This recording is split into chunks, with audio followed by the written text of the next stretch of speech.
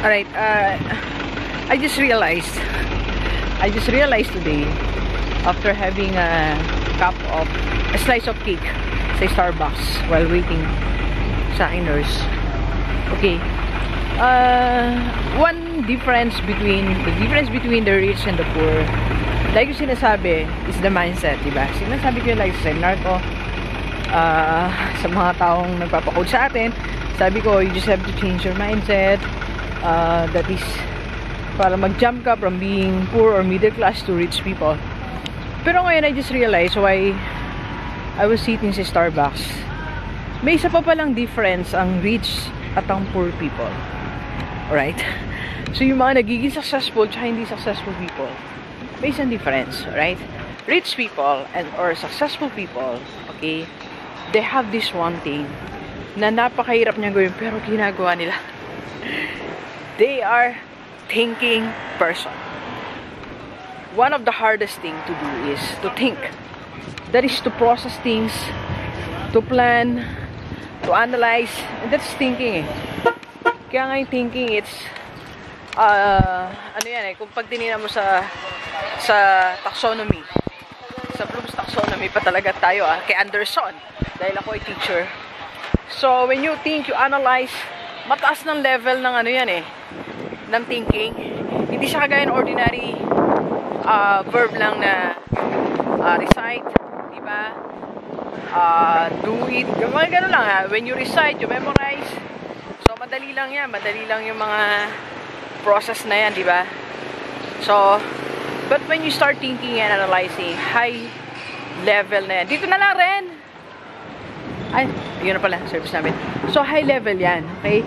So yan mostly na hindi ginagawa ng mga poor people kasi medyo mahirap siya ng konti. Like kanina, you know, I sat there sa coffee shop for ilang minuto, 30 minutes, 1 hour. For 1 hour, ang dami ko naisip. Nag-post na ako sa FB about GDS Training Corporation.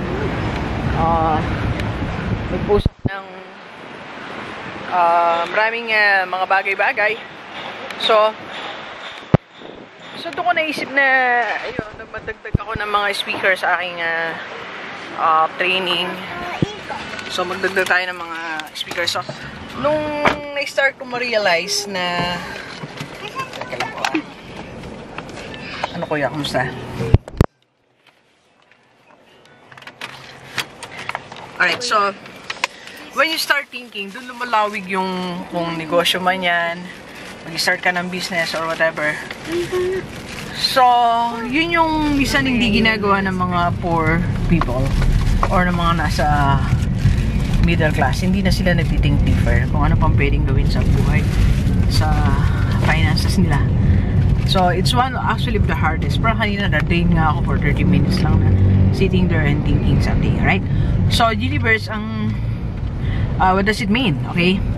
So, if you want to change your life, I think it's not only changing your mindset or your paradigm, it's also about thinking, right? So, being successful or being rich is about thinking. Tanong ko lang sa'yo ngayon, nagkaroon ka na ba ng thinking moment sa buhay mo? Or did you sit down, you analyze things, you review things, identified problems, and provide solution? Nagawa mo na ba yun? So, kung hindi pa, start doing that. Okay, start doing that para,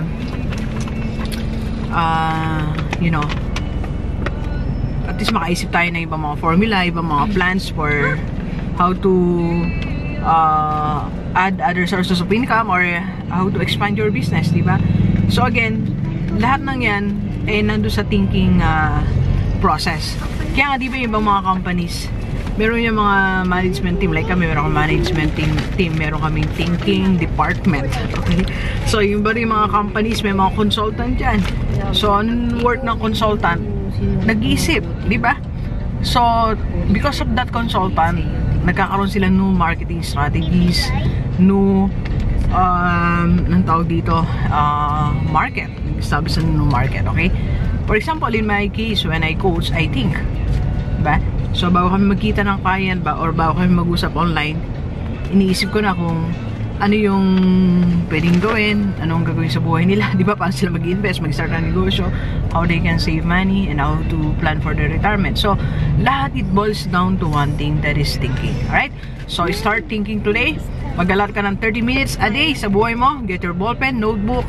Sabihin mo sa sarili mo every, let's say for example, 8 p.m. to 8:30. Thinking time. Alright? Or depende sa oras mo. This is my thinking time. Yung upo ka, magsusulat ka, everything. Just write down. Any idea, anything na gusto mo gawin sa sarili mo. Alright? So, kung paano yan, I can help you. I can be your wealth coach. Tawagan mo ko, 0939-5254-311 or message mo ko sa aking FB page. So, kay Gigi Songa, FB account, Gigi Songa. Alright, so thank you very much, Gilivers. Enjoy the rest of the day and let's go.